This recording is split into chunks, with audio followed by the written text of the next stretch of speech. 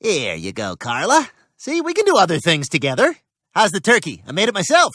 Glenn Quagmire is one of Peter's neighbors, but unlike the other families on Spooner Street, Oh, someone's getting sleepy. he lives alone and unmarried. God, I hate being alone during the holidays. But he has a unique set of family members. Today, we'll meet his family individually and uncover some peculiarities about them. I'm just calling to see if I have a payment due on my Discover card. We've previously discussed his 3 wives.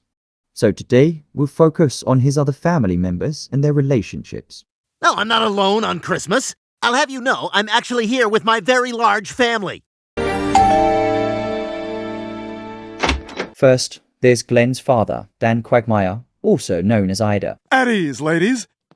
Dad? Dan was a Navy officer, Are you gay? but after retiring, What? he underwent surgery and became a transgender woman named Ida. But I am a woman trapped in a man's body. Ida's first sexual encounter as a woman was with Brian, the dog. Peter? Ida? Ida is the only character from the Quagmires who still appears in the show, aside from Glenn himself. What's wrong? It's a long story. Yeah, I've heard. However, this unusual character, who resembles Joe more than his son, appears to have been introduced somewhat spontaneously instead of being a character developed with extensive prior planning. Hey, Glenn, you're not going to give your dad an entrance? In Season 8, Ida first appeared as a retiring Navy officer, Dan Quagmire, and in the same episode, underwent transgender surgery. Therefore, we can infer that Ida was around 60 at the time of surgery. He later mentioned that he was 61 then.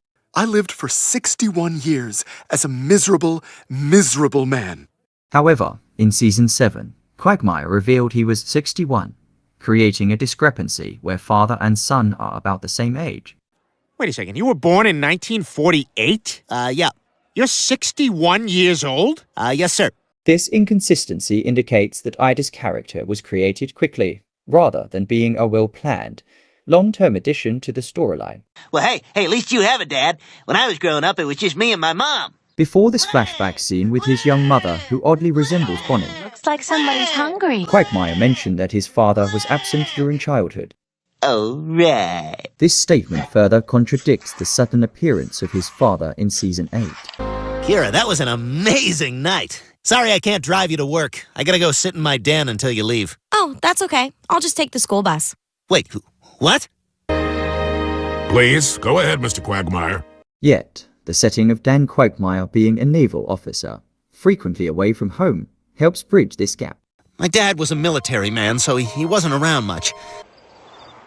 Glenn, would you feed Mittens? Quagmire's mother reappears in a flashback in Season 4, but only as a voice. Mittens, shut up! Don't you talk to Mittens that way! Mittens is a member of this family! It took nearly a decade for her to appear again. And my mom? Well, let's just say she was a little promiscuous. In fact, I think my problem started the day I was born. It's a boy, Mrs. Quagmire. Ah, that's wonderful. How do you feel? Horny. Really horny. Could you put him back so I can push him out again? Due to differences in appearance and voice, we can't definitively say that Crystal Quagmire, Glenn's mother who appeared in Season 13, is the same character as Quagmire's mother from Season 2. I was born 9 times that day. Rather, we can conclude that Crystal Quagmire was created to serve this specific episode. Oh, no, you don't.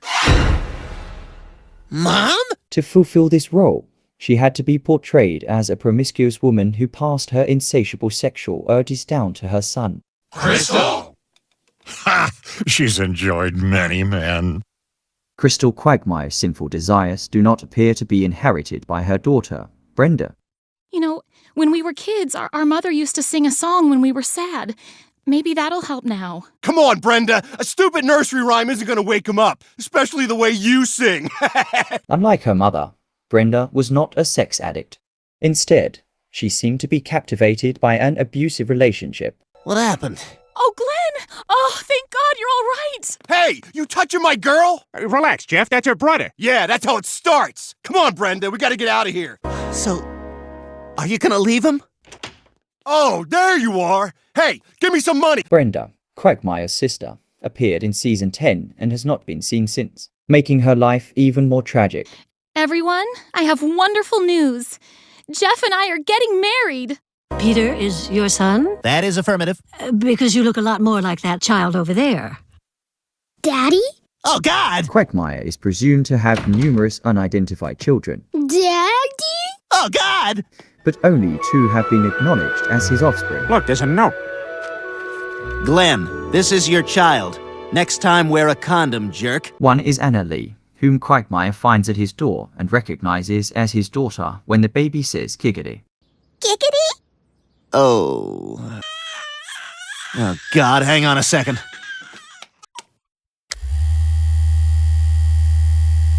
Damn kids kept me up every night for 2 weeks. Now, where were we? Giggity, giggity.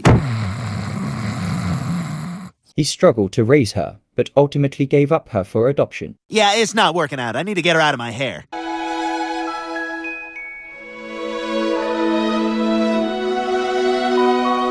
She looks so happy. Almost like she belongs there. They look like a real family. On his way back, he mentioned that he might bump into her in 18 years. Hey, who knows? Maybe I'll bump into her in 18 years. What? Did you really think I was gonna change that much? Get out, everybody!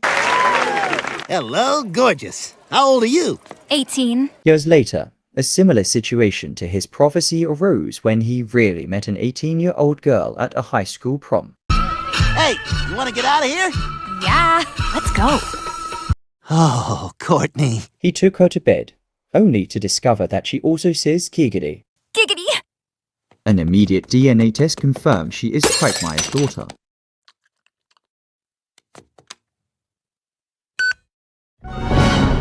However, she is not the same person as Anna Lee. You smoke? You're my daughter! Their hair colors are different, and Anna Lee would likely be around 10 years old at that time, even when we assume the show's timeline flows at the same pace as the real world. Therefore, Courtney is Anna Lee's older sister, and Anna Lee is the youngest member of the Quagmire family.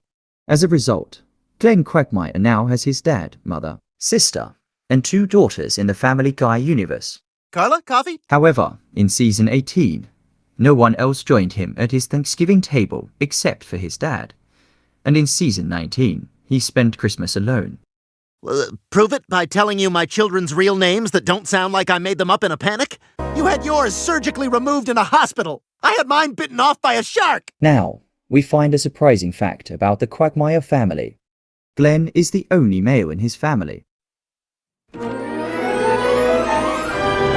Is that your... He has no brother or son. It's my penis. Even his dad wants to be called a woman. I want you to have it. When comparing his situation to other families on Spooner Street, it may seem unbalanced. Take care, buddy. Yeah! Fresh air! Freedom! However, if you consider how his brother or son might appear or act, it becomes clearer. Who else but Quagmire? Another Mr. Quagmire could overlap with Glenn, undermining his character and making one of them redundant. Muriel. They wouldn't be compatible in the same universe. She was so young. She was so beautiful. She was so generous. Bonnie's sister is married to a real show-off. There can only be one male sex addict in town, just as there can only be one person with a disability. Wendell. Joseph. It's just Joe. 2 of either might be too much. Look at Peter and his biological father, Mickey McFinnigan. Now do you believe that you're my dad? As I mentioned in one of my videos, their resemblance made Mickey one of character. To avoid this disaster from happening again, they made Dan Quagmire's appearance different from his son, and he had to undergo sex change surgery.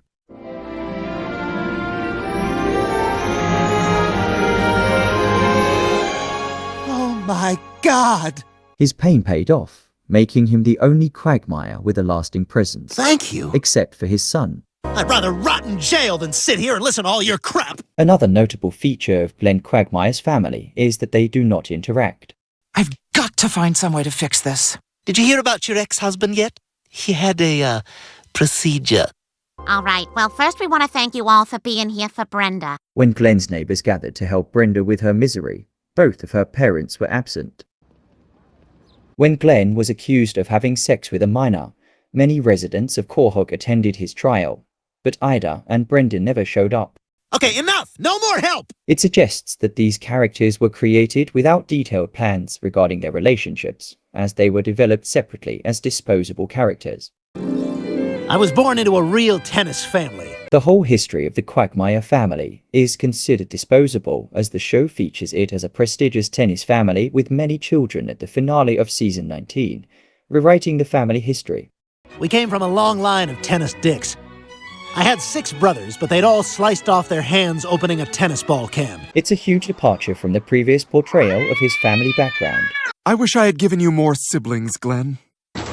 Joe, you have to meet our new neighbor, Lois Griffin. It's a pleasure, Lois. Who's the little guy? This is Stewie. Unlike the Griffins or other families on Spooner Street, most of the Quagmires were designed to serve a single storyline without being given any further purpose. Joe, go over there and tell him to get back in his house. Similar to Joe's father, they were passing through this town, except for Ida. Joe, you gotta go inside. You're upsetting my dad. Your dad? Bluefus and Clunt. Even Ida does not have a permanent address on Spooner Street. Oh, but you don't believe me? Bluefus! These explain why Glenn Quagmire is the only character in Family Guy without a true family. You think I was the one who knocked over that vase? How dare you, madam? Oh, now Clunt's acting up. Don't have kids, Joan. It's a big mistake. Merry Christmas.